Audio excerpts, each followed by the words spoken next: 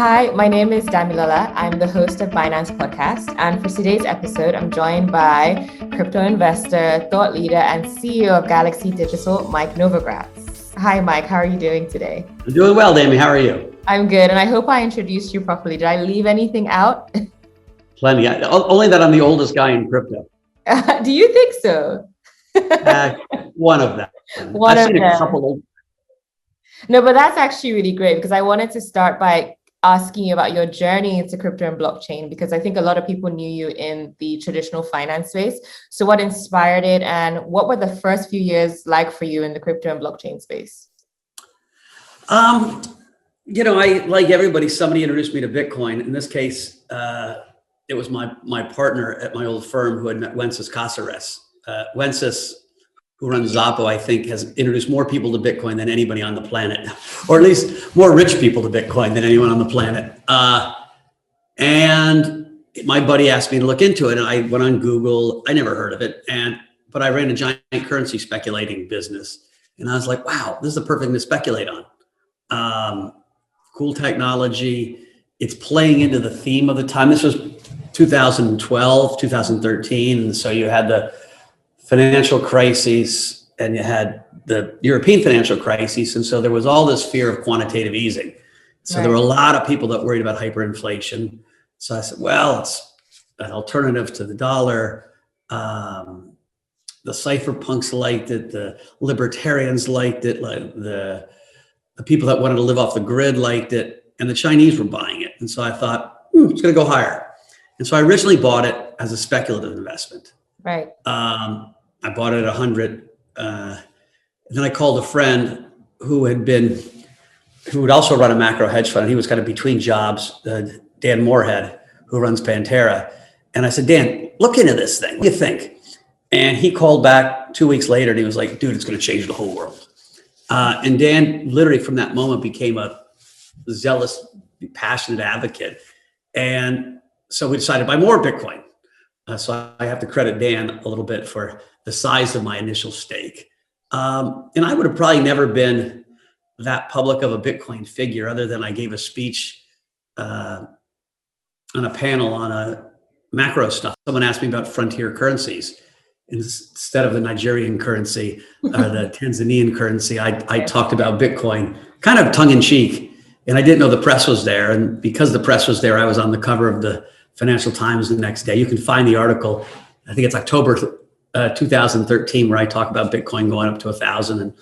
And then all of a sudden I started getting asked all the time to speak about Bitcoin, which is fun, but also daunting, because back then you had to explain the computer science to it. I was constantly trying to really understand how the damn thing worked, but became kind of an unofficial spokesman. And that wasn't kind of chapter one, wasn't that thrilling. I mean, it was thrilling in price action, but Bitcoin wasn't this, crypto wasn't this revolution at that point. Yeah. And then chapter two came after I left my company Fortress. And crypto had gone sideways for a couple of years, right? We had the big run up to 1,000. The Chinese banned it. It went all the way back down to 400, then to 200, and stayed there. About Bitcoin. Ethereum hadn't even been launched yet. Right. And I called another friend, Joe Lubin, who runs Consensus, and I wanted to talk to him about crypto because I had all this crypto stuff in my portfolio. We owned part of Bitstamp and Zappo and Corbit and had lots of venture bets, but they'd all kind of gone sideways. And when I walked into his office in Brooklyn, in Bushwick, there was a real energy of revolution. And I'd known Joe my whole life, and he'd always been really smart and thoughtful and forward thinking, but he wasn't a businessman at the time. He wasn't an entrepreneur. He had worked in different businesses, and I didn't see him as a pure revolutionary. But I walked in that office and I looked, and they were like, "We're going to disrupt the world, and we're going to disrupt art and finance and IP and music," and they had all these things on the wall of how this decentralized, revolution was going to happen. And that's when I really got inspired. I was like, this is like religious zeal. and these people aren't going to give up. And it's fighting for the little guy. It's fighting for transparency. It's fighting for a more egalitarian system. Like there was a real pure spirit, which often gets lost in all the Lambo talk and the crypto bros but at the core, when you meet Joe or Vitalik or Alex Marco, it's about freedom. It's about setting the structure up in a new way. And that really inspired me. And so then I bought a bunch of Ethereum. It was very cheap. At that point, it was like less than $1. And what I find in life is anything you buy cheap that goes up, once you start making money, you get a lot more interested in it. Yes. And so then I hired a couple of people. And by the time 2017 happened, I made a freaking fortune, which was fun. That empowered me to do other things. I thought about doing a hedge fund and decided not to. And we came up with the idea of let's raise permanent capital and really invest for the long term and what we think is going to be a transformational revolution, which is, what it's becoming. Now, I said we were going to be the bridge between crypto and the institutional world because that sounded like what we should do. When I thought about going back to work, I was 52 years old or 52 years old, 53. And I had already run a big hedge fund and been a partner at Goldman Sachs. And I thought I'm only going to go back to the kind of chaos of full-time focus where you have people relying on you all the time. If I could do two things, if I work with young people, there's a lot of young people in crypto. Yeah. If I could, it really is a Gen Z millennial revolution at its core. I like to identify as Gen Z. And I have that, yes. if I could learn things, right? And the venture part of our business is fascinating, right? You sit with, these DeFi founders and you're like, wow, cool stuff. And if I had something to add, and I thought what I had to add was this ability to translate what was happening into my old world, as well as give guidance to some of the crypto companies and crypto friends that I've met about how, the financial world works, and how they should think about their risk. And so that's what Galaxy's become. And now we have 200 people. We just announced a merger with BitGo. By the time we close that merger, I think we'll be at close to 400 people. Amazing. I mean, you've kind of brought up a lot of things I want to talk to you about. That was a long answer. I'm sorry. It was I love long answers. I'm also like that too. So no, it makes the conversation more interesting. The first thing I was going to say is that, yes, I should have added a crypto spokesperson to the introduction. But the second thing I wanted to talk about, before we talk about BitGo, let's go back a little bit. You came from a traditional finance background, and there are many people that are still in that space. Well, I would say it's traditional finance compared to the crypto space. How do you feel like the crypto industry is different or similar to the traditional finance industry, Wall Street? Well, it's interesting. So most of my career was as a macro trader. Macro traders bet using any instrument, interest rates, commodities, equities, individual equities, on trends. Really, we bet on politics, economics, and what we think is going to be a trend in how society functions, a trend in how government functions, a trend in how markets move. And so in some ways, macro guys are perfect guys in crypto, and crypto is very macro, right? We're talking about Bitcoin as an inflation hedge, or Bitcoin because there's a debasement of fiat currency. And so at least half of crypto is a macro story. There's a micro story too, right? Okay, how are we going to rebuild the grid, if you want to think about it? How are we going to rebuild this decentralized supercomputer to process and authenticate data, the Web 3.0, however you want to call it?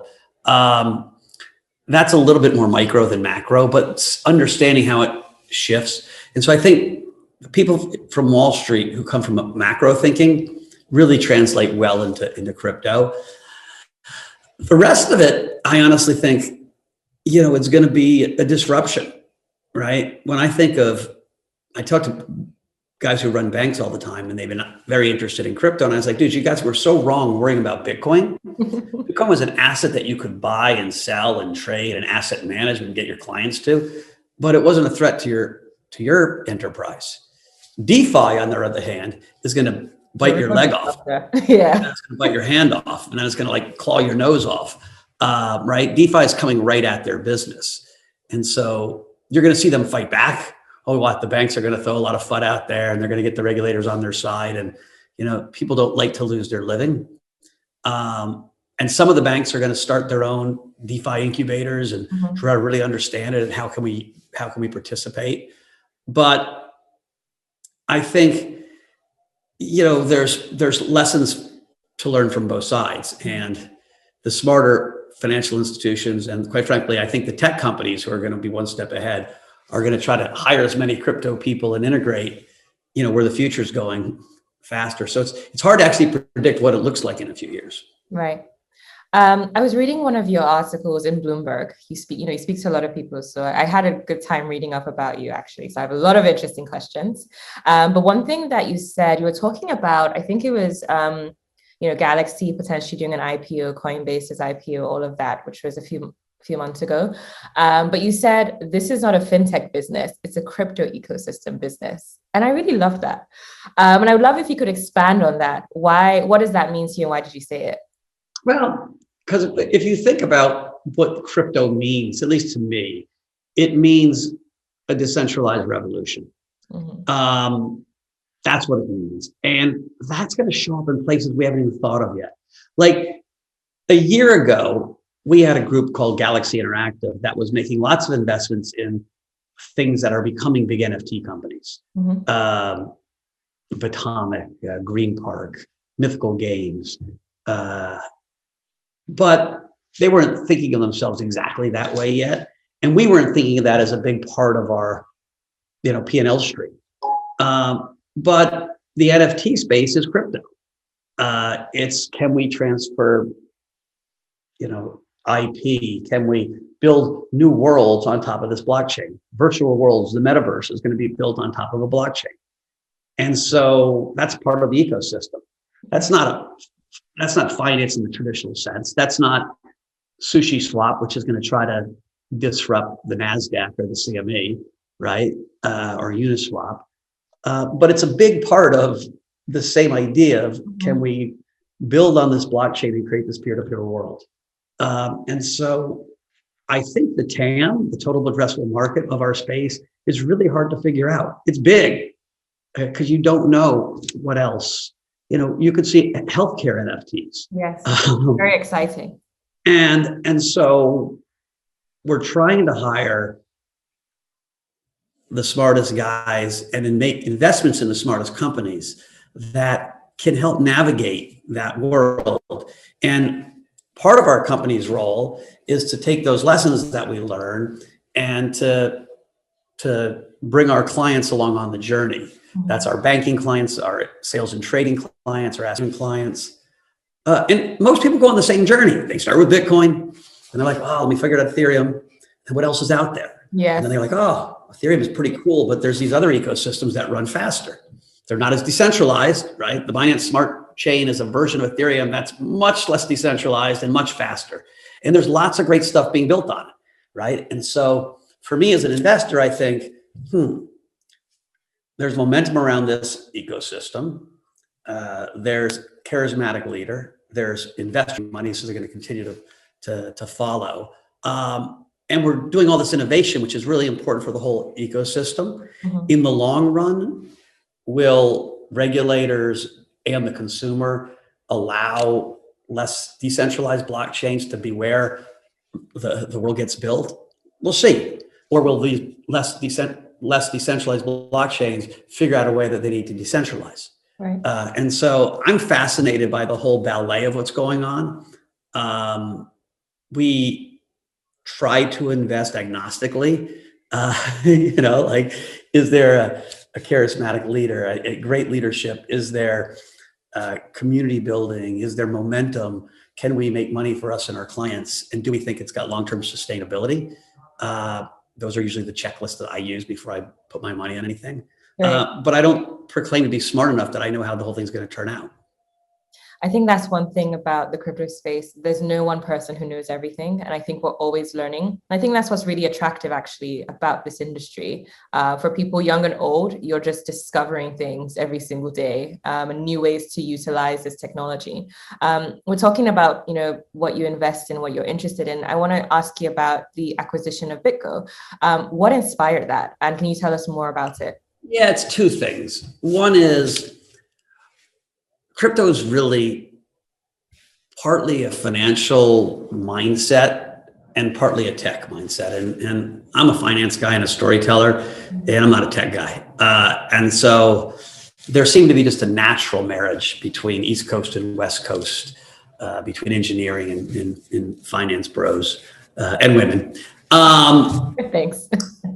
And so that was part of it. Part of it was our clients were asking for custody. And this was a mistake I made. I originally thought, like in other parts of the financial market, you would custody not where you buy things. Like when you buy a bond from Goldman Sachs or Morgan Stanley, you custody at Bank of New York. You don't custody at the place you buy it from. But in crypto, it was very different. And so we found ourselves losing some business because we didn't have our own custodian. Mm-hmm. But by far the most important piece was all of our businesses, from the Consensus to Binance to you name them, are human capital businesses. And Binance has 60 world-class blockchain engineers, let alone a great team around them. And we don't. And I thought, I have been a user of the blockchain. I've been a storyteller about it. I've been an investor in it, but I haven't been a builder. And I think the next chapter for all of us is building on chain. Mm-hmm. And so coming soon, we will, be much bigger participants on chain, and we will be contributing and building. And, the BitGo wallet is, I think, still the largest. It does the most transactions of any other wallet. It services tons of people in the ecosystem. And so to me, that's going to be very exciting. But that really was it. It was a human capital acquisition. Mike Velshey's a wonderful guy. He has a dedicated team. And so, listen, you don't integrate overnight, but hopefully in the next year, it seamlessly is one company that's, bigger and better. I also think there's so much momentum around the space that you're going to need to be bigger if you're going to play in the institutional space. Right.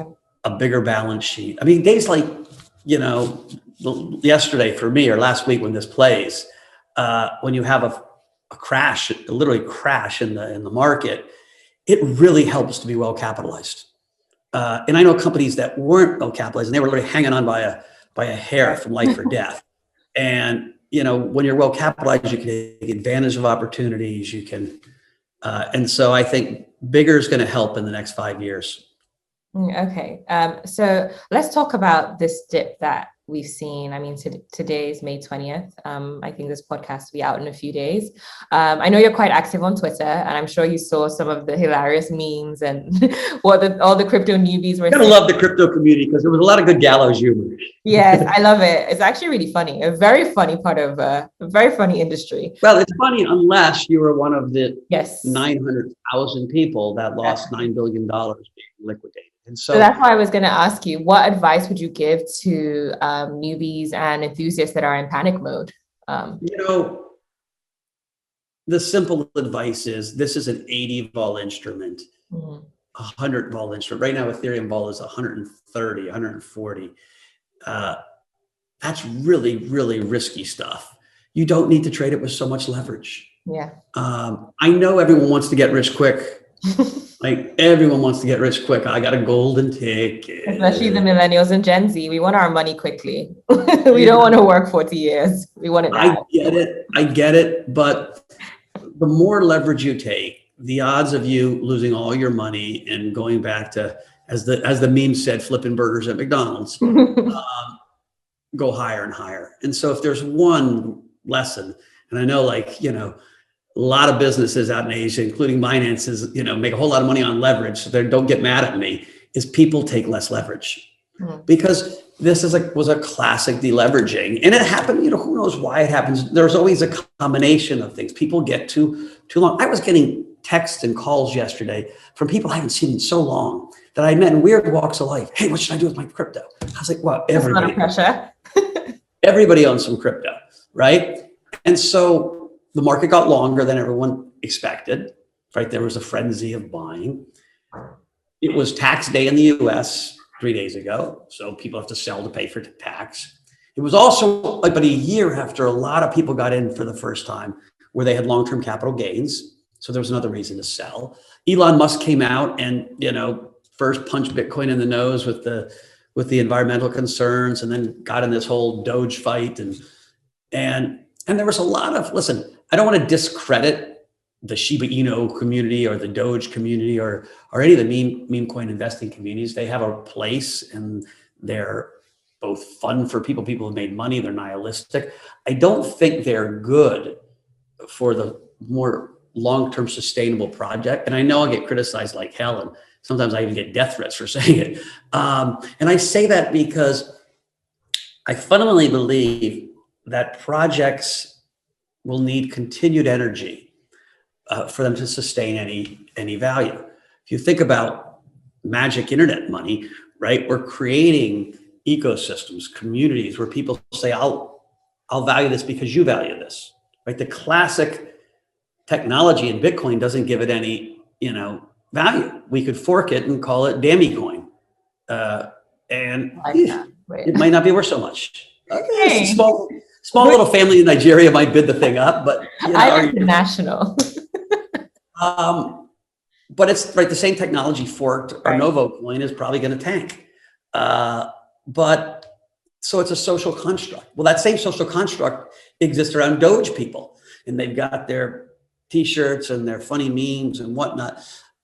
Well, when you bring these things up to valuations like you saw, there needs to be tremendous energy that keeps coming into the ecosystem before it falls. Mm-hmm. And if there's not real purpose other than this kind of fun, nihilistic, this is our thing, the people, then if there's not programming on top of it, if there's not, I think they will run out of gas and then bleed down. They might not go to zero because people get tribal and religious about this. And it's one of the most interesting things that I've seen in my journey through crypto Twitter. And one of the scariest things, like, I don't think it's healthy, the blind tribalism of people and their coins. And if I put out something I think is objective, I'm not always right by any stretch. But if I think I put out something objective and if it's not positive, if it's the Cardano community or the XRP army, they attack with a meanness and an anger and a vigor that isn't healthy. And it's the same thing we're seeing play out between Trump and non-Trump, so I really am concerned kind of globally that this isn't a healthy part of the community. But it's real. Mm-hmm. It's real. My advice to investors is you can play those trades as momentum trades. Just don't get greedy, because the moment they run out of energy, there's nothing left. Mm-hmm. Whereas in the ecosystem like Ethereum, there's so many people building on it. So Ethereum's doing well right now because it's got DeFi being built on it and stable coins being built on it and NFTs being built on it, right? So there's this triple tailwind. Quite frankly, the same thing is happening with Binance Smart Chain, with the Terra Luna ecosystem, with Sam Bankman-Fried and Solana and his ecosystem. And so now there's the main one in Ethereum, and then there are these other versions that do similar things that people have a chance to play, and they're being well financed with. So I think those are very credible bets. Like I said, in the long run, we're going to decide, is it decentralized enough? Right. But right now, those bets they're financed. They got charismatic, really smart leaders. I mean,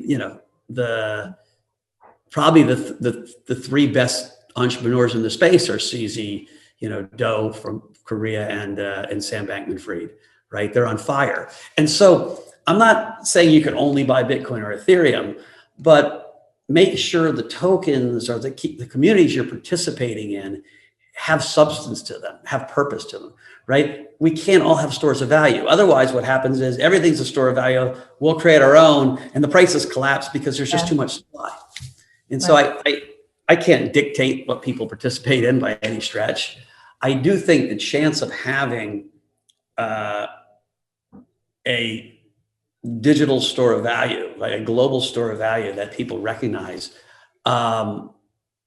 goes higher if people put more thought into how they invest. Mhm. And I know that's not as much fun as, Doge to the moon or, Shiba Inu. I love the fact that Vitalik, what a freaking rock star.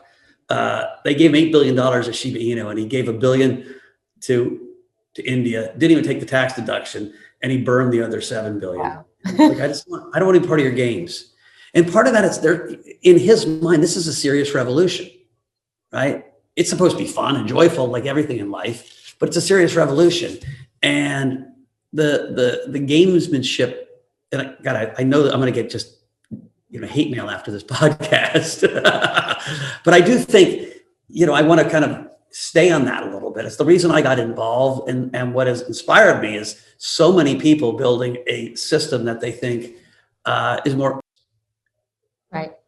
I love that you actually said that, because I was going to ask about like some advice, the wisest advice that you've ever received, but I feel like you've touched on it. But something that has been a key trend or key topic, not a trend, in 2021 is institutional adoption of crypto, right? And that's what some people are speculating has driven the price of Bitcoin, for example. How do you think it will continue to shape the industry, and why is it so important? So global wealth, about $440 trillion, is 1.7 trillion, maybe $2 trillion if you add in the Coinbases and whatnot. And so we're about a little less than 0.5% of it. The only way the crypto community grows and piece of the pie, right? We're being lucky right now that central banks are pouring so much money, and that whole pie is growing. Crypto's piece has gone from here to here. It's still a teeny piece of it, is to work with the system. And I know it sounds counterintuitive, because crypto is a little bit like this. It's the middle finger to the system in some way. You have to bring people into the tent. That's how the ecosystems grow. That's how the value grows. And so I see my job as a guy that's shoving people into the tent. And they're not all going to come in the same way, right? They're not going to come in coding their own, new crypto, or buying Bitcoin on a Coinbase wallet or a Bread wallet, or setting up a VPN so they can trade with Binance and play in DeFi, right? Some are going to come in through ETFs or funds, and so getting the institutional world to pay attention brings in capital to the space, and brings in credibility to the space, brings in talent to the space. It's shocking who I can hire these days.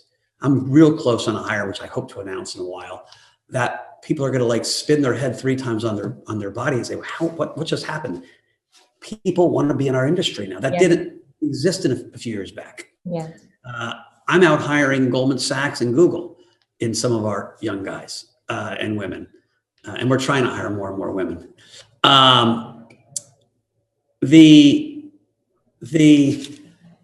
That's where the institutional part comes in.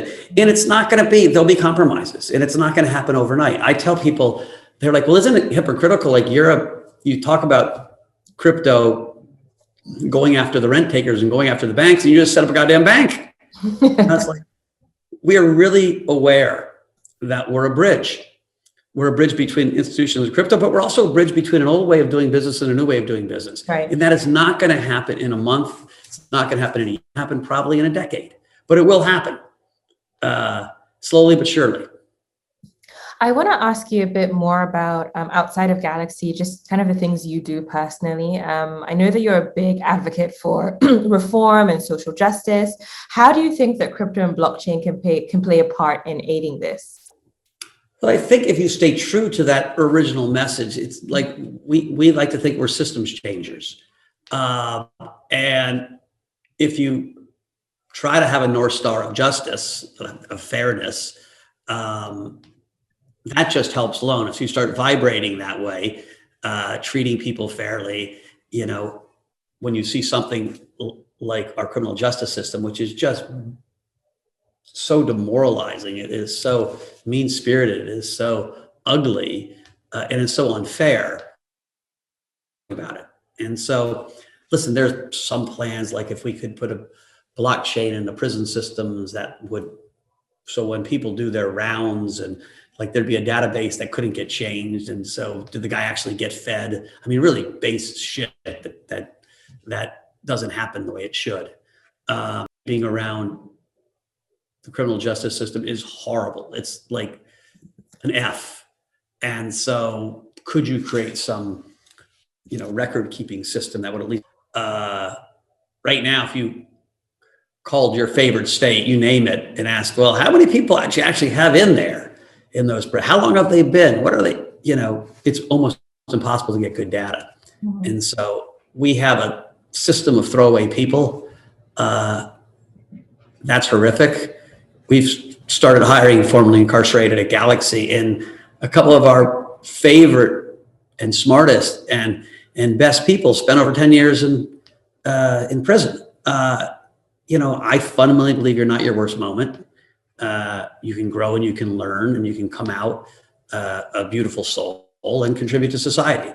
And so we should set up a system that helps people on that journey instead of traumatizes them and make it, most people coming out of the prison system today are coming out battered and traumatized, not healed.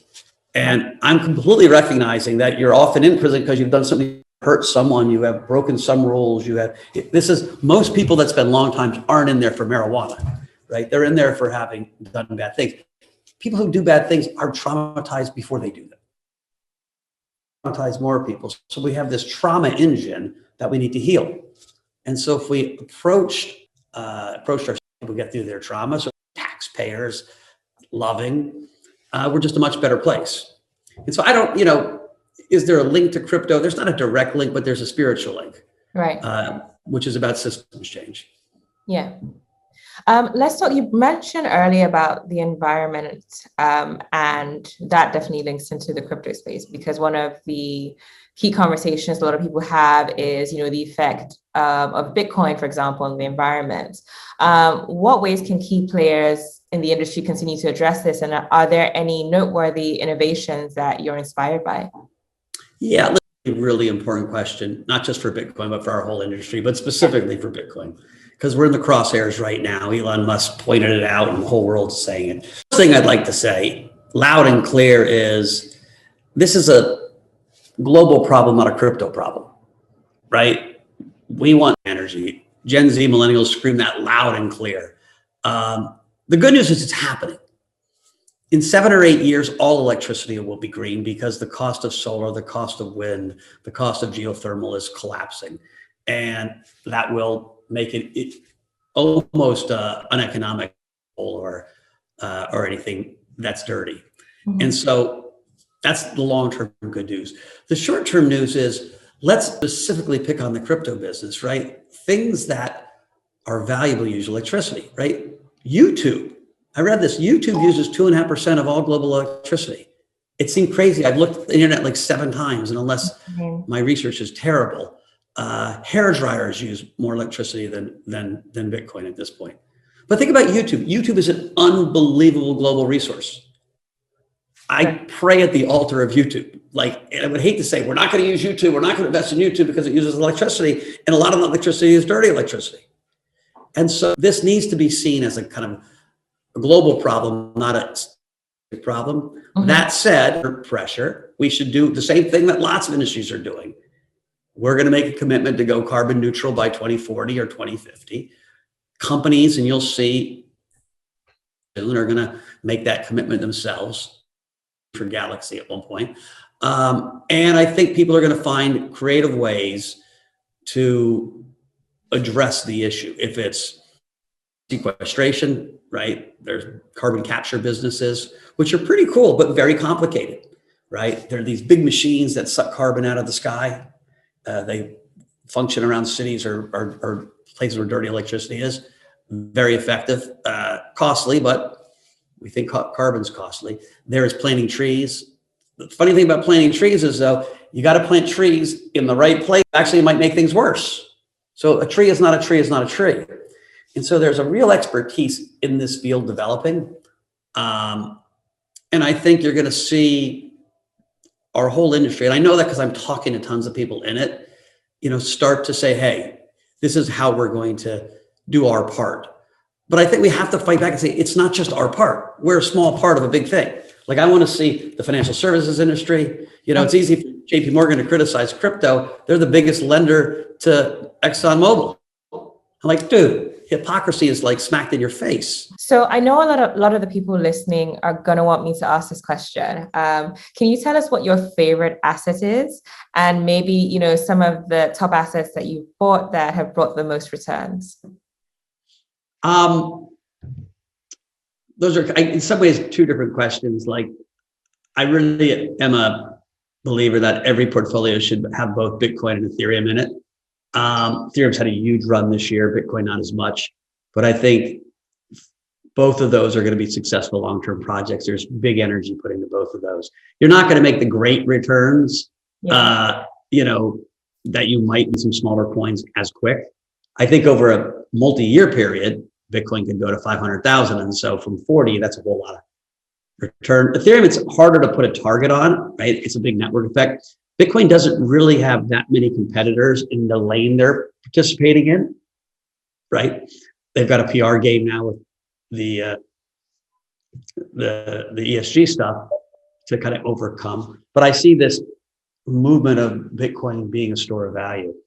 Ethereum has real competitors, and so it's a little bit of a harder bet. I just think it's by far the biggest ecosystem. I like Terra Luna. Do from Korea is a fiercely good entrepreneur. It's grown fast. He's innovated well. Anything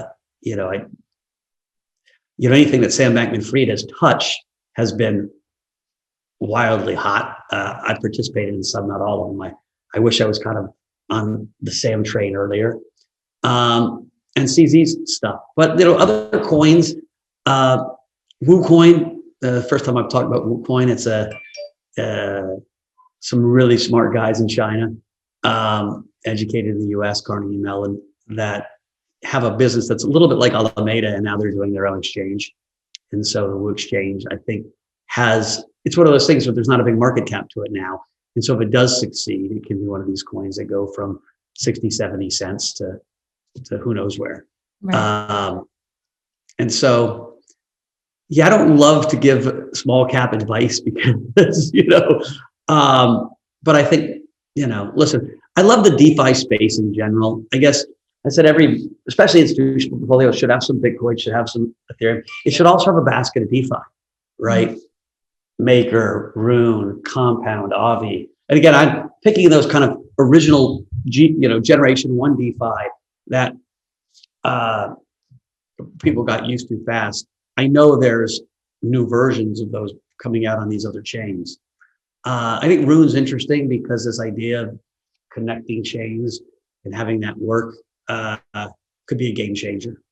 And so those are all in my portfolio. Every name I talked about, we're long some. Okay, great.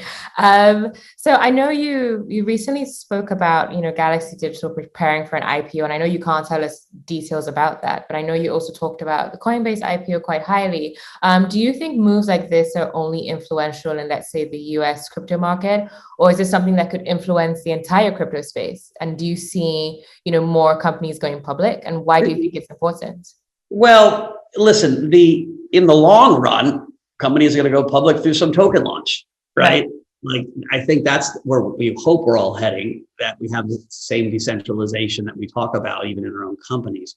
In the shorter run, I think the Coinbase IPO was really important, right? Because it brought new people into the tent, right? I keep talking about how do we get more people into the tent? How do they get their exposure to what we're doing? We as a collective community. People ask me, do I think I compete with Brian Armstrong, only in that we both have bald heads. There's some businesses we compete, but all of us that are building crypto business are really pioneers. And so there's a beautiful collaboration / competition. I see almost everyone in the business more of collaborators than as competitors. We're a young business. We're only all going to succeed if we go from 0.5% of global wealth to 3 to 4 to 5% of global wealth, right? If we go from 0.5% of global wealth to 0.25%, we've wasted a lot of energy, So we're making a bet. In order for the bet to succeed, we need a lot of guys with shovels and picks and energy and computer science skills and entrepreneurial skills. And so I do think what Brian did, and his team at Coinbase was really important because it opened the eyes to the public market investors. We went public in Canada originally, and we're going to re-domicile to the US, and then, they call it an IPO. It's a relisting. Okay.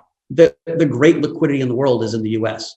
And, it's important I want to make what we're doing available to that grand group of US investors. And even foreign investors will trade in the US, but they won't trade in a lot of other small markets. And so that's where the liquidity pool happens. But like I said, I think in 4 or 5, 6 years, I don't know how long, people won't go public to a traditional IPO. They'll do it, a security token, through a decentralized system. Okay, awesome. Is my thought. No, thank you for sharing that. So, we're coming to the end of the podcast, and I want to ask you something not crypto related, but still about you. I read up that you're a huge wrestling fan, and you have some experience in that. Can you tell me a bit more about how you got into wrestling, and also your Beat the Streets program? Yeah, wrestling is a sport that when you start young, if you're good at it, you like it, and if you're not good at it, you hate it, because it's a really tough sport. It's like beating some other guy up. And I was a kind of skinny, scrawny kid, probably too small to play football. So my father put me in wrestling, and I happened to be decent at it. And it's a really unique culture. I try to get one of my sons. He's like, "Dad, why would I do that? It's too hard." It's really a brutal sport. You go, you starve yourself, you work out like a maniac, you get beaten up all the time. No one wins all the time. And you've got to teach yourself how to get up your ass and get back in the ring. It creates toughness and discipline. And those two traits are the two most important traits to leadership. And so, like most wrestlers I know, people, when I identify myself as a wrestler before I do as an investor. And I think that's a natural trait of guys that really wrestled. And so when I made a little money, I thought, how do you give back? And I started this charity with a bunch of guys called Beat the Streets, where we set up wrestling